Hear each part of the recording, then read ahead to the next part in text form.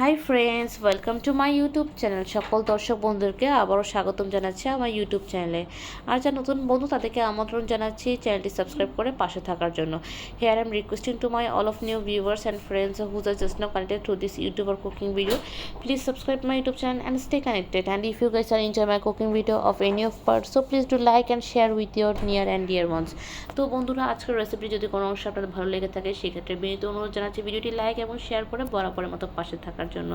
তো বন্ধুরা, আজকের রেসিপিটি হচ্ছিল আমার অনেক এবং আমাদের বাসার সকলেরই অনেক পছন্দের একটি মাছের রেসিপি, গুলশা মাছের তেল পাতুরি। আমি জানি না এই গুলশা মাছটি সম্পর্কে কে কতটুকু জানেন, তবে এটাকে আমাদের অঞ্চলের গুলশা মাছ বলে। যদি দেখে আপনাদের কিছু মনে হয় তাহলে প্লিজ আমাদেরকে কমেন্ট বক্সে জানাতে পারেন। So friends, today's we are presenting a very delicious and tempting is a fish oil curry recipe. তো I hope this recipe will give you better insight. So let's get started. তো আমি এখানে গুলশা মাছগুলো ভালো করে কেটে ধুয়ে পরিষ্কার করেছি। এখন আমি মশলা দিয়ে আমি এটাকে ম্যারিনেট করছি। তো এখানে দিয়ে দিচ্ছি পরিমাণ মতো নুন, দিয়ে দিচ্ছি হলুদের গুঁড়া এবং দিয়ে দিচ্ছি লাল মরিচের গুঁড়ো, দিয়ে আমি এটাকে ভালো করে ম্যারিনেট করব। আর তার সাথে দিয়ে দিচ্ছি সাদা তেল, দিয়ে মাছটাকে ভালো করে আমি মশলা মেখে নিব এবং খেয়াল রাখতে হবে ভালো করে যেন মশলাতে মাখানো হয়েছে।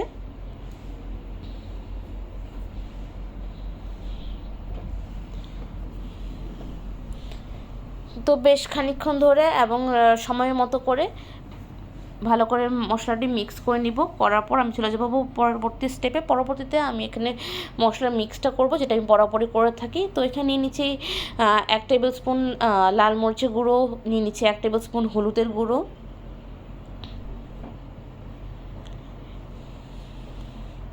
নিয়ে নিচ্ছি জিরের গুঁড়ো, নিয়ে নিচ্ছি ধনিয়ার গুঁড়ো। আমি এখানে জিরা ধনিয়ার গুঁড়ো হাফ টেবিল স্পুন করে দিয়েছি।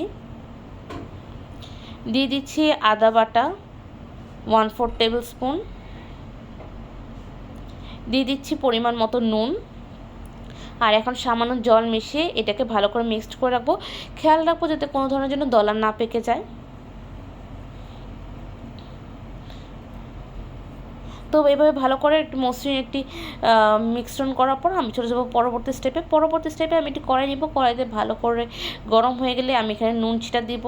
কেন ছিটা দিই এটা আমি সবসময় বলে থাকি, এটা টোটকা হিসেবে। এখানে দিয়ে দিচ্ছি তেল।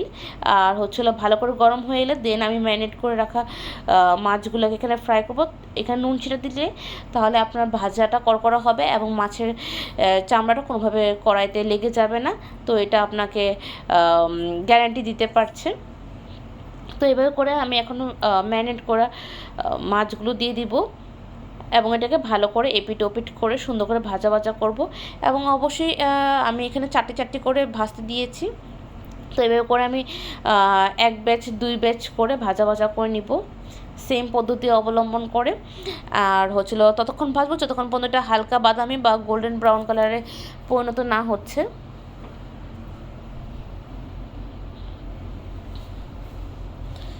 তো এভাবে সুন্দর করে হালকা বাদামি এবং গোল্ডেন কালারের মতো ভাজা করার পর আমি এটাকে অন্য একটি পাত্রে ট্রান্সফার করে দিচ্ছি।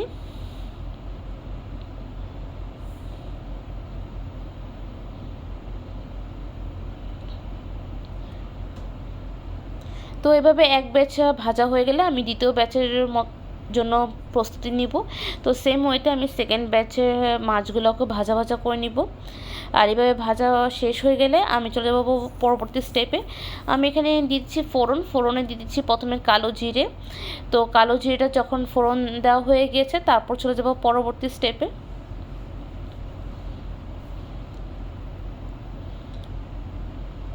তো পরবর্তী উপকরণ দিচ্ছি আমি এখানে রসুন কুচি বা রসুন ছেঁচা, মানে অনেকগুলো রসুন কোষ নিয়ে আমি এটাকে ছেঁচে দিয়েছি। এখানে রসুন কিন্তু বাটা দিবেন না, ছেঁচা হলে বা কুচি দিবেন, তাহলে এটা ঝোলের সাথে যখন মুখে পড়বে তখন খুব ভালো লাগে খেতে। তো এভাবে করে আমি 5 থেকে 10 সেকেন্ড ভাজা করে নিব। করার পর যখন এটা হালকা বাদামি রঙের বা গোল্ডেন ব্রাউন কালার পরিণত হয়ে যাবে তখন আমি এখানে মশলার মিশ্রণটি দিয়ে দিব, যেটা আমি পূর্বে গুলিয়ে রেখেছিলাম।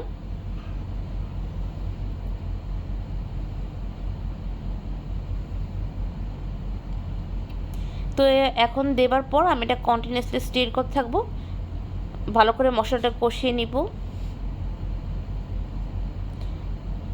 আর ওই রয়ে যাওয়া মশলাতে সামান্য জল দিয়ে ধুয়ে আবার এখানে ঢেলে দিচ্ছি।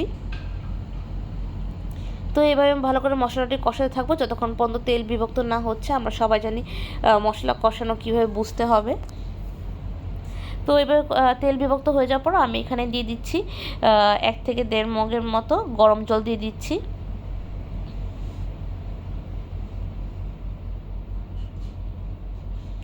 দিয়ে আমি একটু হাই ফ্লেমে কুক করছি। আর এভাবে করে 3 থেকে 4 মিনিটের পর আমি এখানে দিয়ে দিচ্ছি মাছগুলো, ভেজে রাখা মাছগুলো দিয়ে দিচ্ছি।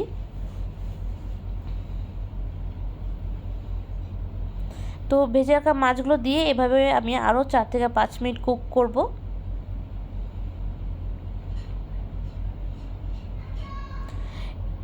বাই দিস টাইম আমি এখানে দিয়ে দিচ্ছি চেরা কাঁচা লঙ্কা,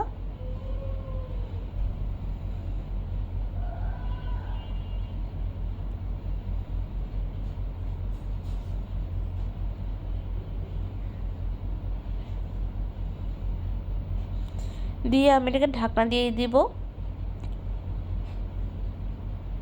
তো এইভাবে ঢাকনা 3 থেকে 4 মিনিটের পর আমি ঢাকনাটা খুলে এটাকে আবার ভালো করে নাড়াচাড়া করে নিব। And now it's ready to serve it.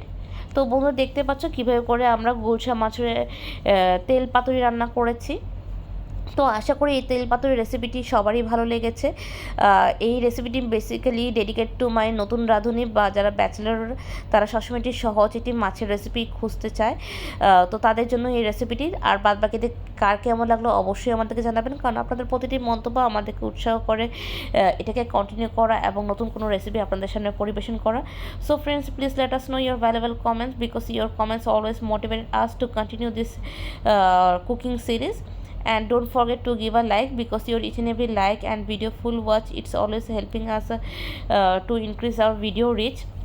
And thank you so much for your love and constant support.